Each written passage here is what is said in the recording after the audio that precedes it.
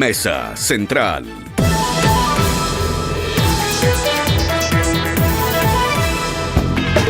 Bueno, 8:07 seguimos avanzando en esta mañana informativa y vamos a la segunda patita de lo más importante junto a Andrea Rivera. Dejamos en el tintero el caso de Pulgar, en el bloque anterior. Sí, que ayer fue formalizado el desaforado diputado independiente Francisco Pulgar en el juzgado de garantía de Talca, imputado por el delito consumado y reiterado de violación de una menor de 14 años en el año 2014 en la región del Maule. El Ministerio Público solicitó la medida cautelar de prisión preventiva y el tribunal accedió a esta, de modo que Pulgar corrió la misma suerte en este aspecto que el también desaforado legislador Mauricio Ojeda, procesado en la arista de lencería del caso Convenios, manicure más bien dicho del caso Convenios, quien permanece en las rejas. La investigación del caso inició en el año 2021, cuando la víctima dijo que el experito comenzó a frecuentar su hogar en el 2013 debido a un parentesco con su familia y que el abuso ocurrió por primera vez cuando tenía 13 años y se repitió en al menos 10 oportunidades mientras ella cursaba la educación media. Desde que surgió esta acusación en el marco de su candidatura anterior, cuando pasó a segunda vuelta a la elección de gobernador regional del Maule, Pulgar afirma que el caso tiene motivaciones políticas y que no existen pruebas que lo incriminen. Sin embargo, la Corte de Apelaciones de Talca lo desaforó por petición del Ministerio Público en octubre pasado al entonces diputado y existen, decían en ese entonces, antecedentes suficientes para hacer lugar a la formación de la causa en contra del parlamentario. La defensa de Pulgar, el abogado Álvaro Pérez, manifestó que la prisión preventiva decretada para el diputado les parece injusta y también lamentable, puesto que él es inocente. Han presentado recursos ya judiciales en contra de esta resolución porque la estiman ilegal y arbitraria, que no se prestó la debida atención a las pruebas presentadas por la defensa y que se le dio excesiva relevancia a las pruebas presentadas por la Fiscalía, que dice es exigua y de una calidad muy discutible. Ellos dicen que han sostenido desde un inicio y lo van a sostener en todas las instancias de este procedimiento que esto siempre ha sido nada más que una sucia maniobra política. Para el cargo de gobernador obtuvo la altísima votación, preocupando a los poderes fácticos. Nunca se esperaron que saliera electo diputado y ahora le temen porque saben que van a salir electo senador, dicen desde la defensa del diputado Pulgar, que quedó en prisión preventiva en la cárcel de Cauquenes y se fijó también un plazo de investigación de 60 días. Sí, bueno, se trató de separar la parte política de la judicial. En todo caso, ya el diputado no tiene ni una posibilidad de postular a ningún cargo público. Sí podría, porque está desaforado, pero hay un plazo de investigación, no sé de 60 días. No sé cuándo vence el plazo para inscribir candidatura. Pero me da la impresión que eso no lo inhibe de ser candidato. Parece que no. No, porque si por ejemplo nos remontamos al caso de Marco Enrique Ominami, en el caso OAS, él pudo ser candidato. Claro, tienes toda la razón. Es como contrasentido, pero sí. Sí. Bueno, ahí es donde se abre nuevamente el debate con respecto a la dieta parlamentaria luego de que un parlamentario sea desaforado. Lo decía ayer el vicepresidente de la Cámara de Diputados, hoy que también está como presidente en ejercicio, decía él que lo han dicho en varias oportunidades, que aquí no hay defensas corporativas, que es una situación compleja la prisión preventiva del diputado Pulgar, pero la justicia está haciendo su trabajo y hay que dejar que las instituciones funcionen, y además indicó que esto da cuenta de la necesidad de que tengamos un proyecto de ley que nos permita que las personas que han sido desaforadas no sigan percibiendo su dieta parlamentaria. Recordemos además que esta situación, junto con la de la diputada Catalina Pérez, investigada por el caso de Democracia Viva, y la de Mauricio Ojeda, que también se encuentra en prisión preventiva por 3 delitos de fraude al fisco en la arista manicure del caso Convenios, ha reactivado entonces este debate con respecto a si deben seguir percibiendo o no la dieta parlamentaria. Y a propósito de Catalina Pérez, hoy día a las 9 de la mañana la Corte de Apelaciones de Antofagasta va a entregar la sentencia del desafuero de la diputada Catalina Pérez, claro. Y de ahí comenzaría entonces a correr el plazo para que su defensa presente un recurso que busque revertir esta decisión. Así es. Vamos a estar muy atentos a lo que ocurra con ese texto, porque en ese texto en el fondo van a estar los argumentos y a partir de ahora corren los plazos para que ella pueda apelar a la Corte Suprema. Oye, mira, nuestro amigo y colaborador también ya, Danilo Herrera, me manda los plazos que hay para postularse. En abril vence la inscripción de las primarias, para las primarias. Uh-huh. En junio se tienen que realizar las primarias presidenciales y parlamentarias, el 29 de junio. En el 18 de agosto vence la inscripción de candidatos a parlamentarias y presidenciales, o sea, hasta agosto. Y en noviembre se tendría que realizar la primera vuelta presidencial y parlamentaria y en diciembre la segunda vuelta, el 14. Claro, esos son los plazos. Esas son las fechas claves para este año electoral 2025. Vamos a ver qué pasa con todas esas definiciones que se tienen que ver en el caso de la oposición, las listas parlamentarias y si efectivamente se realiza o no una primaria y también las definiciones que se puedan dar en torno a los candidatos del oficialismo con ya una decisión de la expresidenta Michelle Bachelet y otros liderazgos que puedan surgir, como por ejemplo el de la ministra del Interior, Carolina Toa. Oye, vamos a las noticias internacionales porque hay unas imágenes que están dando vuelta y que están en las portadas internacionales y es el momento en que Hamás entrega los cadáveres de 4 rehenes israelíes en una ceremonia llamativa en donde incluso se hace, lo que se muestra es una imagen de un Benjamín Netanyahu como al estilo vampiro, con sangre y todo, que tiene frente a sí los rostros, las imágenes de las 4 víctimas, de las personas que fallecieron o que fueron asesinadas, más bien dicho, en cautiverio, que son 2 niñitos chicos que se llaman Ariel y Kafir, un hombre de 80 años y una mujer. Es bien fuerte la imagen en cómo Hamás entrega estos cuerpos, cómo se produce esta ceremonia de entrega.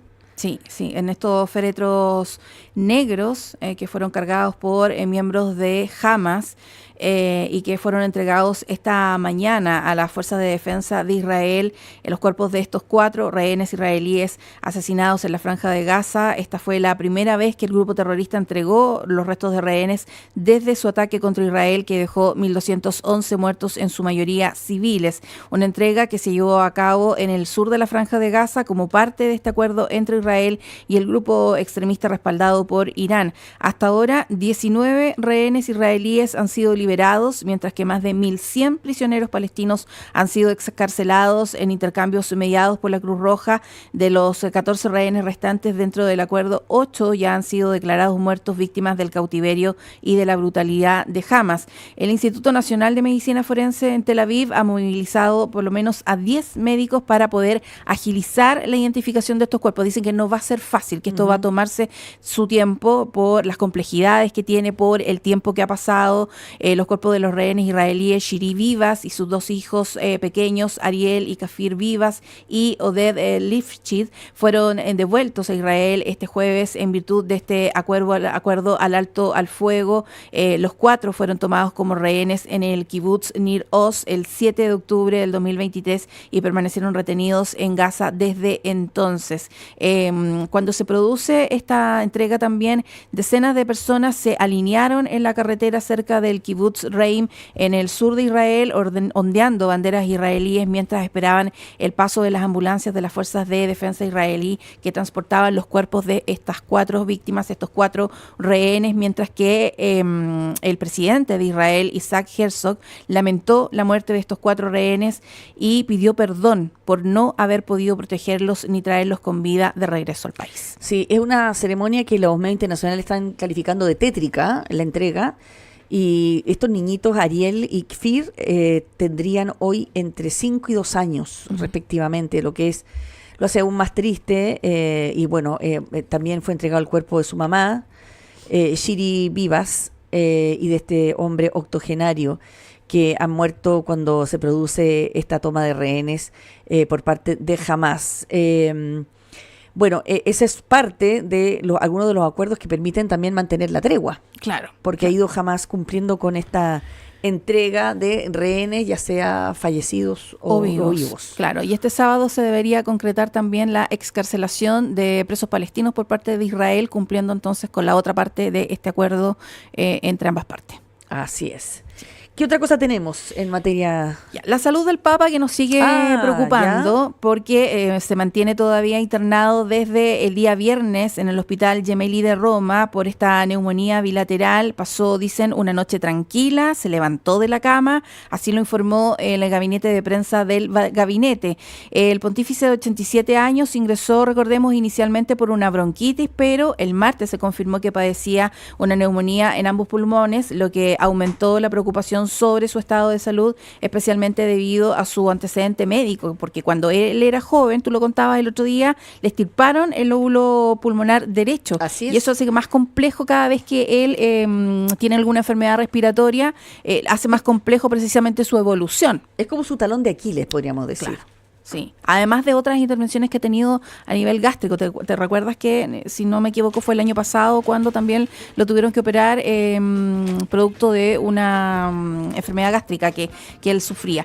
Bueno, el Vaticano comunicó que los análisis de sangre muestran una leve mejoría, en particularmente los indicadores de inflamación. Según fuentes del Vaticano, el Papa pudo levantarse, sentarse en un sillón, aunque respira sin asistencia mecánica, no se descarte que la utilice en algunos momentos. Pese a su enfermedad, el Papa recibió visitas ayer miércoles, entre ellas la de la primera ministra italiana, Giorgia Meloni, quien aseguró que lo encontró alerta y receptivo y que incluso bromeó durante el encuentro. Ella decía que no ha perdido su famoso sentido del humor. Estuvo él con él aproximadamente unos 20 minutos y en el Hospital Gemelli, al frente de este recinto hospitalario, numerosos fieles han encendido velas con el rostro de Francisco como una muestra de apoyo. La Iglesia Católica ha instado a los creyentes de todo el mundo a unirse en oración por la recuperación del Papa. Ayer la Conferencia Episcopal en nuestro país precisamente llamaba a rezar por el Papa Francisco, y lo que hacía también un poco elevar las alertas, o más bien pensar en que la situación del Papa era compleja, y que incluso se especulaba con que habían comenzado los preparativos para una posible muerte del Papa Francisco. Lo que, por ejemplo, fue descartado por un portavoz de la Guardia Suiza, que indicó al medio que siguen trabajando con normalidad e incluso aclaran que las operaciones continuarán sin modificaciones, descartando preparativos en torno a un eventual deceso del Papa Francisco. Mira, yo creo que los planes para el fallecimiento de un papa siempre están en pie, o sea, eso no cambia. Pero por ahora parece ser de que el Papa, si bien está en una situación delicada, con 88 años y bien afectado de esta salud en la parte respiratoria, no parecería que va a salir adelante. Ahora, lo que nadie descarta es que sea el segundo pontífice que se retire. Claro. Que opte por no tener una salud compatible con el cargo. Como lo hizo Ratzinger. Como lo hizo Benedicto XVI. Y opte por retirarse del cargo. No lo podemos descartar eso tampoco. Así que hay que estar muy atento a lo que pueda ocurrir en el Vaticano. Sí. Vámonos a Argentina. Ya. Porque en Argentina dicen que este escándalo por la criptomoneda libre ya es un tema que terminó. ¿Ah, sí? Así al menos lo dijo el jefe de gabinete argentino, Guillermo Francos, que decía que el escándalo por el criptofiasco de Libra del presidente Javier Milei es un tema terminado para el gobierno y que duda del impacto internacional que pueda llegar a tener en la economía argentina. Él decía que para ellos es un tema que está terminado. Creo que las investigaciones dirán después dónde se produjo la equivocación o a consecuencia de qué, y la justicia que investigue lo que tenga que investigar. En términos políticos, para nosotros el tema está terminado, decía declaraciones a Radio Rivadavia. Además, dijo que este es un episodio que internacionalmente no va a tener un impacto. Anticipó que todo va a seguir en los carriles positivos que venía siguiendo la economía argentina. Además, el jefe de gabinete calificó este episodio por el cual Milei difundió el viernes un lanzamiento de una criptomoneda que poco después se desplomó como un incidente, y enfatizó que las repercusiones que espera el oficialismo son a nivel de política interna en el Congreso. Pero en paralelo con el más de centenar de denuncias presentadas ante la justicia por inversores damnificados del partido Unión por la Patria, confirmaron que van a presentar en la Cámara de Diputados un pedido para conformar una comisión especial que investigue la participación del presidente en el caso Libra, luego de que podría derivar esto en un juicio político. Así que vamos a ver qué es lo que pasa con esa instancia a nivel legislativo. Y también Franco se refería a la intervención de un asesor de Milei durante una entrevista al mandatario, todo esto que fue tan polémico en la entrevista de Todo Noticias el día lunes, una entrevista que fue inicialmente editada, pero luego el clip se difundió en las redes sociales y comentó que hubo una falta de criterio del asesor presidencial Santiago Caputo al interrumpir el diálogo mientras Milei hablaba sobre las posibles implicaciones judiciales en este caso. Así es. Bueno, hoy día se va Milei, o se tiene que ya haber ido a Estados Unidos, Milei. Va a una conferencia de grupos o de partidos conservadores. Se va a reunir con Elon Musk, también con el Fondo Monetario.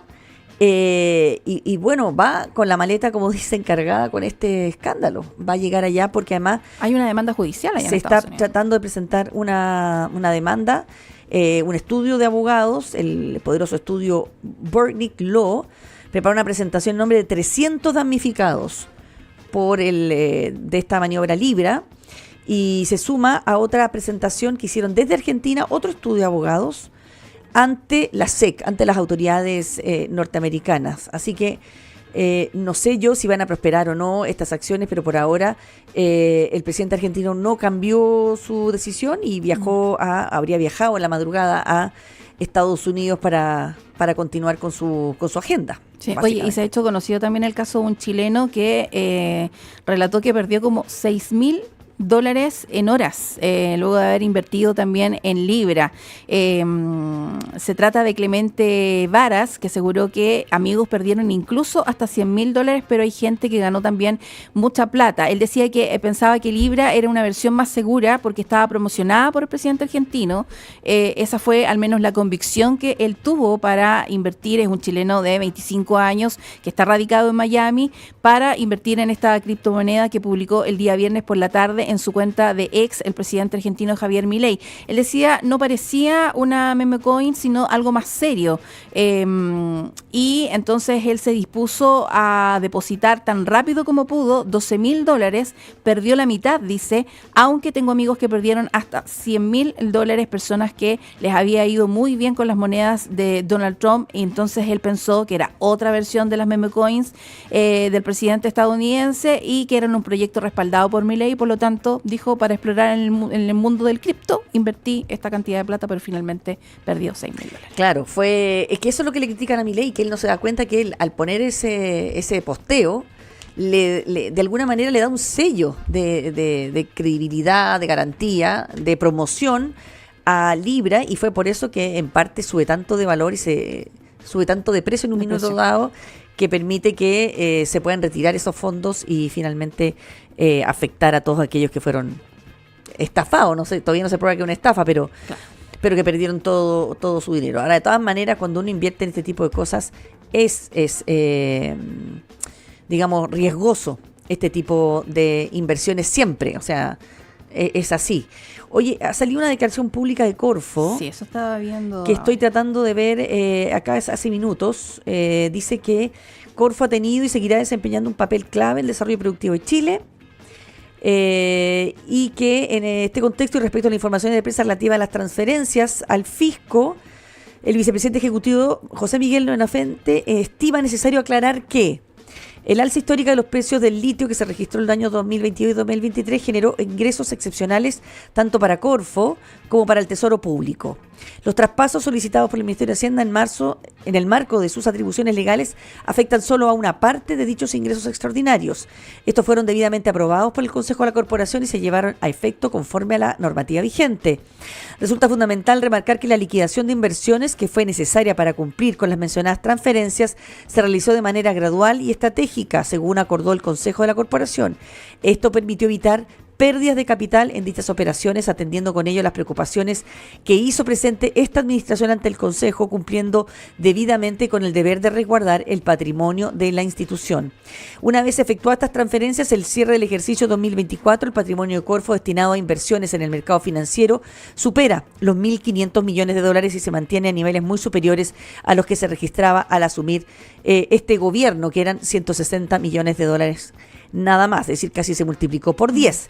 Los antecedentes y análisis que condujeron a estas decisiones están debidamente recogidos en las actas del Consejo, que tienen carácter público, donde se pueden leer todas las distintas posiciones y argumentos, y finalmente quiere remarcar que corresponde a quien ocupa el cargo de vicepresidente ejecutivo resguardar, procurar, hacer crecer y utilizar siempre de la manera más eficiente y eficaz posible el patrimonio de Corfo para los fines propios de la corporación, sin que ello implique en ningún caso desconocer las atribuciones legales o legítimas preocupaciones que puedan orientar la actuación de otras autoridades de gobierno. Bueno, es claro, es que él había quedado en una posición muy compleja. José Miguel Benavente estaba de vacaciones en este minuto. Creo que ni siquiera está en Chile, está fuera de Chile. Y claro, él quedaba en la situación como contrapuesta al gobierno, siendo que él es un cargo de esta administración, digamos. Y en ese sentido sale a aclarar. No veo yo mayor novedad en ese sentido, excepto que dice que estos traspasos se hicieron de forma gradual, por tanto se protegió el capital. Pero, ¿te acuerdas que te leí que los intereses igual se perdían? Claro. Los 193 millones de dólares que quedan también en acta, que sí se perdieron esos intereses. Eso no se... No es una cifra menor dentro de los volúmenes de plata que estamos hablando, claro. Pero... Y no se desarrolla tampoco en los puntos que aclaran a través de este comunicado. Claro. Pero también refuerza un poco la postura de él con respecto a haberse negado a la entrega de estos 1.500 millones de pesos, cuando él dice que le corresponde resguardar y procurar y hacer crecer y utilizar siempre de la manera más eficiente y eficaz posible el patrimonio de Corfo. Ahí de alguna manera refuerza... En el fondo dice, tuve que abstenerme y votar de esta manera porque es mi obligación legal hacerlo, básicamente. Está justificando de esa manera su votación en este consejo que permitió estos traspasos de dinero. Bueno, un nuevo dato que se suma entonces a esta polémica por los traspasos. Muchísimas gracias, Andrea Rivera, por esta conversación de lo más importante. Nos vemos. Nos vemos. En Mesa Central.